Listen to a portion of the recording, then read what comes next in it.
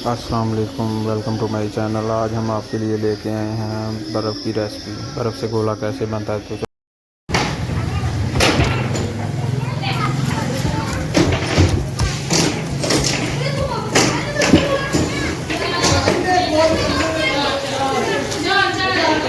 नाल दस की करना है, किवें करना है। इंज करके बर्फ कटनी है ते इत्ते रख दे इधरों काट देना है ते काट के इत्ते इंज रख के इत्ते काट के इंज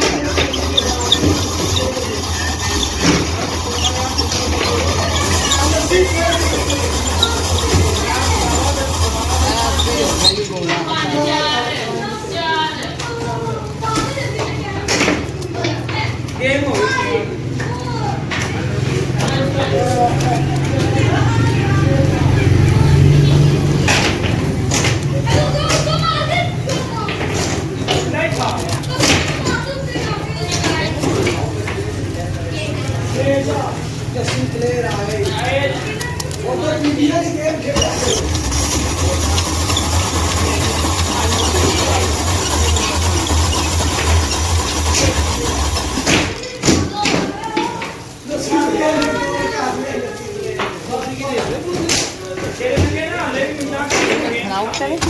डॉल्फिन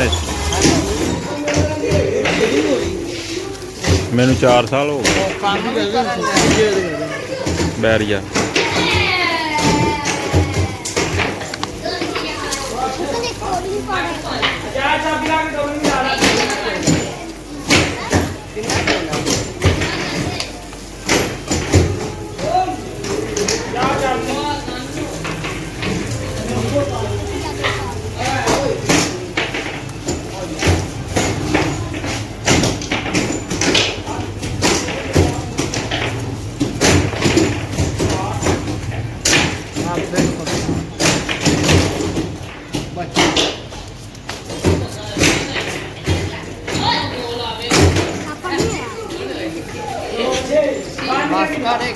कोई बन नहीं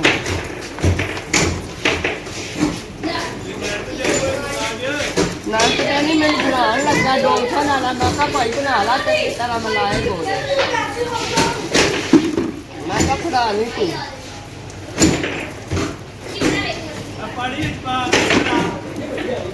भी पा देना